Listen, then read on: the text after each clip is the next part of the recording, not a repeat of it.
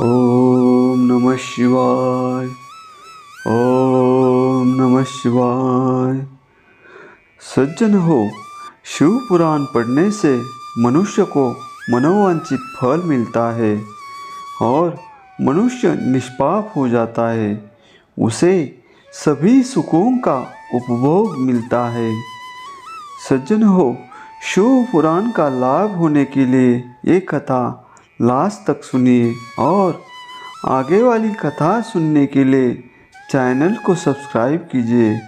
तो शुरू करते हैं महान शिव पुराण। ओम नमः शिवाय। ओम नमः शिवाय। आज के अध्याय में हम देखने वाले हैं श्री हरि को सृष्टि की रक्षा का भार एवं त्रिदेव को आयुर्बल देना।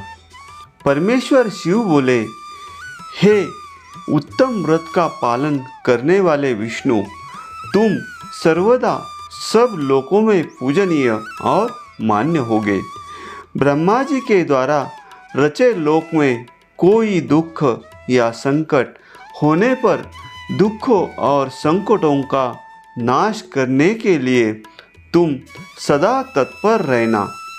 तुम अनेकों अवतार ग्रहण कर जीवों का कल्याण कर अपनी कीर्ति का विस्तार करोगे।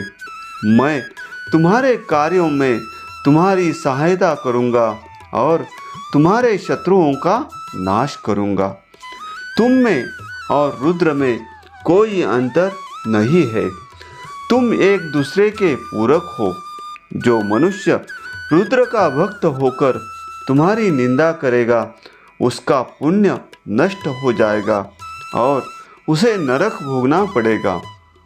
मनुष्यों को तुम भोग और मोक्ष प्रदान करने वाले और उनके परम पूज्य देव होकर उनका निग्रह, अनुग्रह आदि करोगे।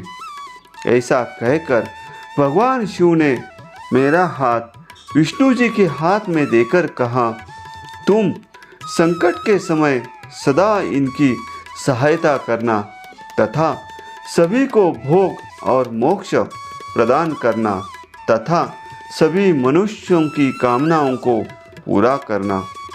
तुम्हारी शरण में आने वाले मनुष्य को मेरा आश्रय भी मिलेगा तथा हम में भेद करने वाला मनुष्य नरक में जाएगा। ब्रह्मा जी कहते हैं, देव ऋषि नारद, भगवान शिव का यह वचन सुनकर मैंने और भगवान विष्णु ने महादेव जी को प्रणाम कर धीरे से कहा, हे करुणानिधि भगवान शंकर, मैं आपकी आज्ञा मानकर सब कार्य करूँगा। मेरा जो भक्त आपकी निंदा करे उसे आप नरक प्रदान करें।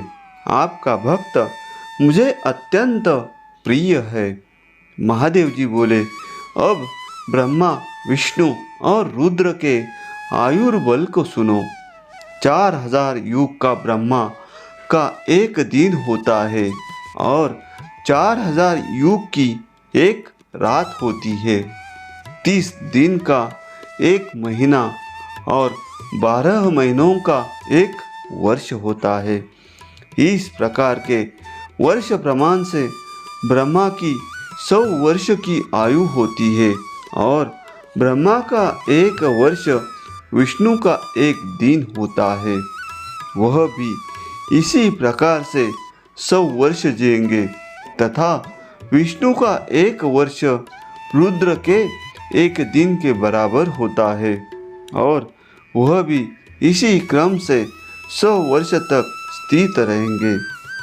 तब शिव के मुख से एक ऐसा श्वास प्रकट होता है जिसमें उनके 21,600 दिन और रात होते हैं। उनके 6 बार सांस अंदर लेने और छोड़ने का एक पल और 8 घड़ी और 60 घड़ी का एक दिन होता है। उनके सांसों की कोई संख्या नहीं है, इसलिए वे अक्षय है। अतः तुम मेरी आज्ञा से सृष्टि का निर्माण करो।